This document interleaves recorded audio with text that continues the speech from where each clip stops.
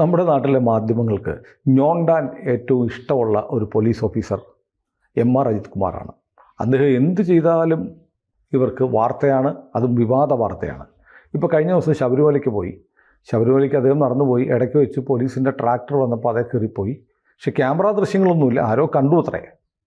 അതൊരു വിവാദം. അതിനുവേണ്ടി ദേവസ്വം കമ്മീഷണർ ഒരു റിപ്പോർട്ട് ഹൈക്കോടതി കൊടുക്കാൻ പോകുന്നു. അപ്പോൾ അതിനിടയ്ക്കാണ് ഞാനിത് പറഞ്ഞപ്പോഴത്തേക്ക് ഹൈക്കോടതി എന്തിനാണ് ആര് ട്രാക്ടറെ വരുന്നു, നടന്നു വരുന്നു, ഓടി വരുന്നു എന്നൊക്കെ നോക്കുന്നത് ഞാൻ ഒരാളോട് സംസാരിച്ചപ്പോൾ അദ്ദേഹം പറഞ്ഞു ദേവസ്വം ബോർഡിനേക്കാളും വലിയ ഭരണം ശബരിമലയിൽ ഹൈക്കോടതിയാണ്. അതെ, അതെന്താ അങ്ങനെ? ശബരിമല ഹൈക്കോടതിയുടെ സമ്പൂർണ്ണ നിയന്ത്രണത്തിലാണ്, അഥവാ ആണ് എന്ന് ജഡ്ജിമാർ വിചാരിക്കുന്നു. അവിടെ കാര്യങ്ങളൊക്കെ വേറെ ആൾക്കാരാണ് നടത്തുന്നത്. ബട്ട് ഉത്തരവുകൾ ഇങ്ങനെ ഹൈക്കോടതിയുടെ വന്നുകൊണ്ടിരിക്കും. അതെങ്ങനെയാണ് ഈ ക്ഷേത്രം? ഇപ്പോൾ ഗുരുവായൂരുണ്ട്, അങ്ങനെ പല പത്മനാഭസ്വാമി ക്ഷേത്രമുണ്ട്, അവിടെയൊന്നുമില്ല. അത് ഹൈക്കോടതിക്ക് ഒരു ദേവസ്വം ബെഞ്ച് എന്നുള്ള സങ്കല്പമുണ്ടല്ലോ. നിരന്തരം ശബരിമല കാര്യത്തിൽ ഇങ്ങനെ ഹൈക്കോടതി ഇങ്ങനെ ഇടപെടുന്നതിൻ്റെ ഒരു സാങ്കത്യം എന്താ നിയമപരമായിട്ട്? ഈ ഒരുപാട് ക്ഷേത്ര കാര്യത്തിൽ ഹൈക്കോടതി ഇടപെടുന്നുണ്ട്. ശബരിമലയിൽ ഇടപെടുമ്പോൾ അത് വാർത്തയാകുന്നു, അത്രേ ഉള്ളൂ. ഇപ്പോൾ ജസ്റ്റിസ് അനിൽ കെ നരേന്ദ്രൻ്റെ ബെഞ്ചാണ് ഇപ്പോൾ ദേവസ്വം കേസുകൾ വരുന്ന ബെഞ്ച്. ജസ്റ്റിസ് അനിൽ കെ നരേന്ദ്രൻ്റെ ഓർഡറുകൾ എടുത്ത് നോക്കുക. അതിൽ ഒരുപാട് ക്ഷേത്രങ്ങളുടെ എണ്ണമറ്റ ക്ഷേത്രങ്ങളുടെ ജഡ്ജ്മെൻറ്റ്സ് ഉണ്ട്, അതിൽ ഇൻറ്ററിം ഓർഡേഴ്സ് ഉണ്ട്, ഒക്കെയുണ്ട്. കൂട്ടത്തിലൊരു ക്ഷേത്രമാണ് ശബരിമല. അപ്പോൾ ഇവർ ജഡ്ജ്മെൻ്റ് എടുത്ത് നോക്കുമ്പോൾ ശബരിമല എന്ന് കാണുമ്പോൾ അതെടുത്ത് വാർത്തയാക്കി. ഇതിലും മോശപ്പെട്ട എന്തെങ്കിലും സംഭവം മറ്റ് ക്ഷേത്രങ്ങളിൽ നടക്കുകയാണെങ്കിൽ വാർത്തയാവില്ല. കേരളത്തിൽ ഏറ്റവും മാർക്കറ്റുള്ള ഒരമ്പലം എന്ന് പറയുന്നത് ശബരിമലയാണ്. അതുകൊണ്ട് നമുക്കൊരു ഇമ്പ്രഷൻ ഉണ്ടാകുന്നു. ഇതല്ലാതെയുള്ള സിവിൽ കേസുകൾ ഇപ്പോൾ എനിക്ക് തോന്നുന്നു ഈ യൂണിവേഴ്സിറ്റി ജഡ്ജ്മെൻറ്റ് അത് എഴുതിയിരിക്കുന്നതും ജസ്റ്റിസ് അനിൽ കെ നരേന്ദ്രനാണ്. അതെ. അപ്പം ഞാൻ എപ്പോഴും പറയാറുള്ള ഈ ദേവസ്വം ബെഞ്ച് എന്നുള്ള പ്രയോഗത്തിൻ്റെ നിരർത്ഥകതയാണ് അത് കാണിക്കുന്നത്. ദേവസ്വത്തിൻ്റെ കേസുകളെല്ലാം ഒരു പ്രത്യേക ബെഞ്ചിൽ പോസ്റ്റ് ചെയ്യുന്നു, അതല്ലാത്ത കേസുകളും അവിടെ പോസ്റ്റ് ചെയ്യുന്നുണ്ട്. ദേവസ്വം അല്ലാത്ത കേസുകൾ അതിലും അവർ ജഡ്ജ്മെൻ്റ് എഴുതുന്നുണ്ട്. പക്ഷെ അത് ദേവസ്വം ബെഞ്ച് എന്നറിയപ്പെടുന്നു. ശബരിമലയ്ക്ക് ഒരു പ്രാധാന്യം കേരളത്തിൽ മാർക്കറ്റുള്ള ഒരു അമ്പലം, ഏറ്റവും അധികം മാർക്കറ്റുള്ള ഒരു അമ്പലം. പത്മനാഭസ്വാമി ക്ഷേത്രത്തിന് അന്ന് ഒരു ഡിസ്പ്യൂട്ടും ബഹളമൊക്കെ നടന്നു കഴിഞ്ഞപ്പോൾ ആ സമയത്തുണ്ടായൊരു മാർക്കറ്റാണ്. അതിനുശേഷം പത്മനാഭസ്വാമി ക്ഷേത്രത്തിൻ്റെ മാർക്കറ്റ് വാല്യൂ, ഷെയർ വാല്യൂ പഴയ രീതിയിലേക്ക് തന്നെ പോയി.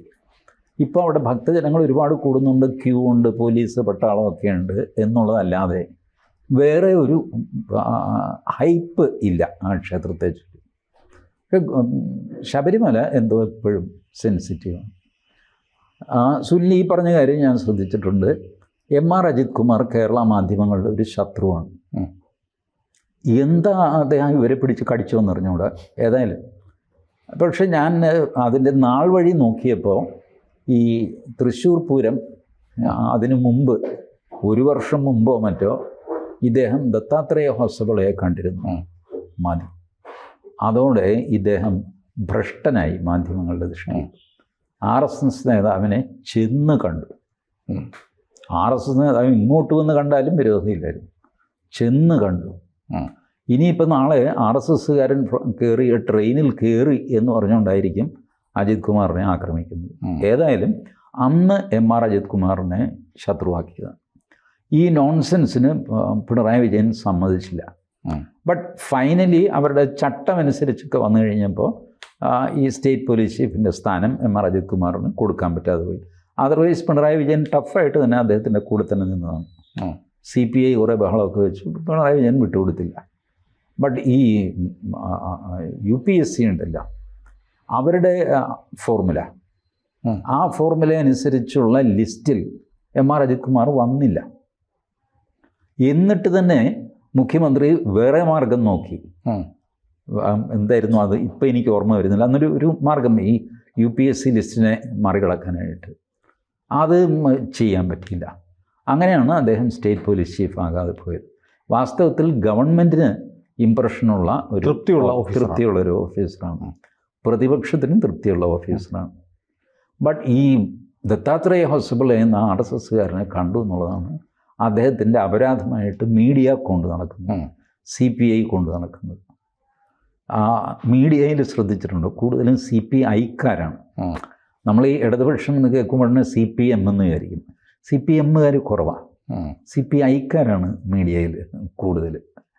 അപ്പോൾ അതുകൊണ്ട് നോക്കും, മീഡിയ എടുക്കുന്ന നിലപാടിനോട് യോജിച്ച് നിൽക്കുന്നത് CPI ആയിരിക്കും, അല്ലെങ്കിൽ CPIയുടെ നിലപാടിനെ കൂടുതൽ മീഡിയ പ്രൊജക്റ്റ് ചെയ്യും. അല്ലെങ്കിൽ CPI എന്താ കേരളത്തിൽ എന്ത് പ്രാധാന്യം, എത്ര മീഡിയ ഹൈപ്പ് മാത്രമേ ഉള്ളൂ. CPMൻ്റെ തോളത്തിരുന്ന് ചെവിയും കടിച്ച് വോട്ടും മേടിക്കുന്നൊരു പാർട്ടിയാണ് CPI, അല്ലാതെ വേറെ ഒന്നുമില്ല കയ്യിൽ. പക്ഷേ അവരെന്തോ വലിയ നന്മയുടെ പ്രതീകമാണ്, മനുഷ്യത്വത്തിൻ്റെ പ്രതീകം, ഇവർ തന്നെ പ്രൊജക്റ്റ് ചെയ്യും, സകല ചാനലുകളും പ്രൊജക്റ്റ് ചെയ്യും. അസാമാന്യമായ ബുദ്ധിജീവികളാണ്, അങ്ങനെ ഇങ്ങനെയൊക്കെ ആയിരുന്നു ഒരു കാലത്ത്. ഇവർ വളരുന്ന കാലത്ത് CPIയിലാണ് കൂടുതലും ബുദ്ധിജീവികളും നേതാക്കന്മാരും ഒക്കെ ഉണ്ടായത്. CPM പക്ഷേ ജനകീയ പാർട്ടിയായിട്ട് മാറിയത് മുസ്ലിം ലീഗുമായിട്ടുള്ള അഡ്ജസ്റ്റ്മെൻറ്റിലാണ്. ഈ 64 ഇവരുടെ പ്രവർപ്പ് കഴിഞ്ഞിട്ട് തൊട്ടടുത്ത് വരുന്ന തിരഞ്ഞെടുപ്പ് 65. ആർക്കും ഭൂരിപക്ഷം ഇല്ലാതെയാണ് തിരഞ്ഞെടുപ്പ് നിന്നുപോയത്. അവിടെ നിന്ന് 67 വരെ 2 വർഷം നമ്മൾ പ്രസിഡൻഷ്യൽ ഭരണത്തിൽ കിടന്നു. 65-ലെ തിരഞ്ഞെടുപ്പിൽ ശക്തി ആർക്കാണ് എന്ന് തെളിയിക്കുന്ന തിരഞ്ഞെടുപ്പാണത്. ഇടതനാണോ വലതനാണോ ശക്തി? EMS നമ്പൂതിരിപ്പാട് രഹസ്യമായ ധാരണയുണ്ടാക്കി മുസ്ലിം ലീഗുമായിട്ട്, ഞങ്ങളെ സഹായിക്കണം, ഇൻ ഫ്യൂച്ചർ ഞങ്ങൾ നിങ്ങളെ സഹായിക്കാം. അപ്പോൾ മുസ്ലിം ലീഗ് അതുവരെ അൺടച്ചബിളാണ് കേരള പൊളിറ്റിക്സിൽ. ഏകദേശം BJPയുടെ സ്ഥിതിയാണ്, ആരും തൊടുകില്ല മുസ്ലിം ലീഗിന്. കാരണം വിഭജനത്തിൻ്റെ അതിൻ്റെയൊക്കെ ആയിട്ട് നെഹ്റു ചത്ത കുതിരയെന്ന് പറഞ്ഞു, തൊടില്ല. അപ്പം അങ്ങനെ നിൽക്കുന്ന മുസ്ലിം ലീഗിന് ഞാൻ മെയിൻ സ്ട്രീമിൽ കൊണ്ടുവരാം, മുന്നണി ഉണ്ടാക്കാം, മുന്നണിയുടെ ഭാഗമാക്കാം എന്നൊക്കെ പറഞ്ഞ് മുസ്ലിം ലീഗിൻ്റെ വോട്ട്, മുസ്ലിം ലീഗിൻ്റെ സ്ഥാനാർത്ഥി ഇല്ലാത്ത സ്ഥലത്ത് മുസ്ലിം ലീഗിൻ്റെ വോട്ട് CPMൽ പോയി. അങ്ങനെ CPM വലിയ പാർട്ടിയാണ് CPIയേക്കാൾ എന്ന് ഇംപ്രഷൻ ഉണ്ടാക്കി. ഇംപ്രഷനിൽ പ്രാക്ടിക്കലി കണ്ടല്ലോ, വോട്ട് കൂടുതലില്ലേ. അങ്ങനെ ശക്തി ആർജിച്ചു. 71 നോക്കിക്കോളൂ. വാസ്തവത്തിൽ ഇപ്പം എനിക്ക് CPIയോടും കോൺഗ്രസിനോടും ഒക്കെ വലിയ ഖേദം തോന്നാറുണ്ട്.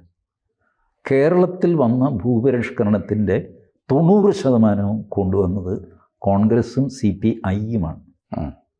CPI എന്ന് വെച്ചാൽ അച്യുതമേനോനെ കോൺഗ്രസ് പിന്തുണച്ച് മന്ത്രിസഭ ഉണ്ടായിരുന്നില്ല. ന്യൂനപക്ഷമാണ് CPI അതിൽ, പക്ഷേ മുഖ്യമന്ത്രി അച്യുതമേനോൻ. ഈ അവസ്ഥയിലാണ് ഈ 10 സെൻറ്റ് കൊടുക്കുന്ന നിയമം കൊണ്ടുവന്നത്, അല്ലാതെ CPM ഭരിക്കുമ്പോഴല്ല. പക്ഷേ ക്രെഡിറ്റ് എടുക്കുന്നത് CPM-ആണ്. സകല ഭൂപരിഷ്കരണത്തിൻ്റെയും ക്രെഡിറ്റ് CPM-നാണ്. CPM ഒരു ചുക്കും ചെയ്തിട്ടില്ല. 57-ലെ മിനിസ്ട്രി വന്നു, CPM എന്താ ചെയ്യുന്നത്? കുടിയൊഴിപ്പിക്കൽ നിയമം കൊണ്ടുവന്നു. ശരി, കുടിയൊഴിപ്പിക്കൽ നിയമം നേരത്തെ തന്നെ ചിത്തിര തിരുനാൾ കൊണ്ടുവന്നിരുന്നു, അതുകൊണ്ട് സ്വാതന്ത്ര്യം കിട്ടിക്കഴിഞ്ഞപ്പോൾ നിങ്ങളതൊന്ന് റീഎനാക്ട് ചെയ്തു. മറ്റേത് രാജഭരണത്തിലെ ഉത്തരവായിരുന്നു, ഇത് നിങ്ങൾ ജനകീയ ഭരണത്തിലെ ഉത്തരവാക്കി മാറ്റി, ഇത്രേ ചെയ്തിട്ടുള്ളൂ. അല്ലാതെ വേറെ ഒരു സാധനം CPM ചെയ്ത് പറഞ്ഞു തന്നെ ചെയ്തിട്ടില്ല. പിന്നീട് വന്ന പട്ടംതാണ പിള്ളയുടെ സർക്കാർ, R ശങ്കറിൻ്റെ സർക്കാർ, ഇവരൊക്കെയാണ് ഈ പാട്ടന്മാരൻ നിയമം അങ്ങനെ ഒരു നിയമം റദ്ദാക്കുകയല്ല, അത് വേറെ ഒരുപാട് കോംപ്ലിക്കേഷൻസ് ഉള്ളതാണ്. ചുരുക്കി പറഞ്ഞാൽ അത് ചെയ്തത് ഇവരാണ്. പട്ടംതാണ പിള്ള, R ശങ്കർ, പിന്നീട് അച്യുതമേനോൻ. ഇവരൊരു ശ്രമം നടത്തി നോക്കി 67-ലെ മുന്നണിയിൽ. ഹൈക്കോടതി അത് റദ്ദാക്കി, ഭരണഘടനാ വിരുദ്ധമാണെന്ന് പറഞ്ഞുകൊണ്ട്. അതിലെ പഴുതടച്ച അതേ നിയമം തന്നെ, അതിലെ പഴുതുകൾ അടച്ച് ഭദ്രമാക്കിയിട്ട് വീണ്ടും പാസ്സാക്കിയത് അച്യുതമേനോനാണ്. ബട്ട് ക്രെഡിറ്റ് ഇപ്പോഴും CPM-നാണ്. ഞങ്ങളാണിത് ചെയ്തതെന്ന് CPI-കാരനെങ്കിലും പറയണ്ടേ? അതെ, അവരും പറയുന്നില്ല. അവർ പറയുന്നില്ല, കോൺഗ്രസ് പറയുന്നില്ല, BJP ഒട്ടും പറയുന്നില്ല. അത്ഭുതമാണ് കേരളത്തിൽ നടക്കുന്ന കാര്യം. നമ്മൾ വിഷയത്തിലേക്ക് വന്നാൽ ഈ ശബരിമലയിലേക്ക് ഈ ട്രാക്ടറിൽ ആരെങ്കിലും വയ്യാത്തവരോ ആരെങ്കിലും, ചന്ദ്രാനന്ദൻ റോഡ് വഴിയാണല്ലോ ട്രാക്ടർ പോകുന്നത്, കയറിയൊന്ന് പോയാൽ ഇത്ര വലിയ കുഴപ്പം വല്ലതും ഉണ്ടോ? ഈ ഒരു കുഴപ്പവും ഞാനതിൽ കാണുന്നില്ല. ഈ ട്രാക്ടർ വഴി ഭക്തജനങ്ങളെ കൊണ്ടുപോകാനുള്ള ഒരു സംവിധാനം അവിടെ ഇല്ല. ട്രാക്ടർ എപ്പോഴും ഗുഡ്സ് കൈകാര്യം ചെയ്യാനാണ് ചെയ്യുന്നത്. ഇപ്പം ഇദ്ദേഹം ഒരു ഉന്നത പോലീസ് ഉദ്യോഗസ്ഥനാണ്. അദ്ദേഹത്തിന് ഒന്ന് കയറിപ്പോയി എന്ന് വിചാരിച്ചിട്ട് അവിടെ ഒരു ആകാശം പിടിഞ്ഞു വീഴാനില്ല. ഇപ്പം ശബരിമലയുടെ സീസണൊന്നും അല്ലല്ലോ. അപ്പോൾ എന്തെങ്കിലും കാരണവശാൽ അവിടെ പോകുന്നു, സാറേ നടക്കണ്ട, ട്രാക്ടർ പോകുന്നുണ്ട്, ആ ശരി, ട്രാക്ടറിൽ കയറി പുള്ളിയും പോയി. ഇത് കവിഞ്ഞ് എന്ത് ആകാശിടിഞ്ഞ് വീഴാനാണിത്? എനിക്കറിഞ്ഞൂടാ. ഇനി വല്ല ആചാര ലംഘനം നടത്തിയെന്നൊക്കെ പറഞ്ഞാൽ ആരെങ്കിലും എണീറ്റ് വരുമോയെന്ന് പറയുന്നത്. ട്രാക്ടറിൽ പോകുന്നതിനും പോകാതിരിക്കുന്നതിനും ആചാരം എന്താ? ആ ആചാരമാണ്. നടന്നു തന്നെ പോകണം, ട്രാക്ടറിൽ പോകാൻ പാടില്ല. അപ്പോൾ ആചാര ലംഘനമല്ലേ, അതിന് കേസെടുക്കുക, അങ്ങനെ എന്തെങ്കിലും ചെയ്യും. എനിക്കറിഞ്ഞു. It's all a trivial issues. ഒരു മനുഷ്യനൊന്ന് കയറിപ്പോയി, അപ്പോൾ അതിന് പറയും നാളെ എല്ലാവരും കൂടെ കയറാൻ തുടങ്ങിയാൽ പറ്റില്ല എന്ന് പറയും. അത് തന്നെ ഭക്തന്മാരെല്ലാം കൂടെ ട്രാക്ടർ വന്നു കഴിയുമ്പോൾ ഞങ്ങളും കൂടെ കയറാൻ പോകാമെന്ന്, കയറാൻ പറ്റില്ല എന്ന് പറയും. അല്ല, അപ്പോൾ എം.ആർ. അജിത് കുമാർ കയറിയതോ?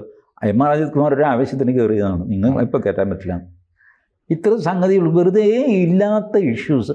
അതാണ് ഞാൻ പറഞ്ഞത്, എം.ആർ. അജിത് കുമാർ അവരുടെ ഒരു ടാർഗറ്റാണ്. ഇപ്പോൾ റിപ്പോർട്ട് ഹൈക്കോടതിക്ക് കൊടുക്കാൻ പോവാം. റിപ്പോർട്ട് ഇന്ന് കൊടുത്തിട്ട് ഇന്ന് കോടതി പരിഗണിക്കുമെന്നൊക്കെയാണ് പറയുന്നത്. അതെ അതെ, എനിക്കറിയില്ല.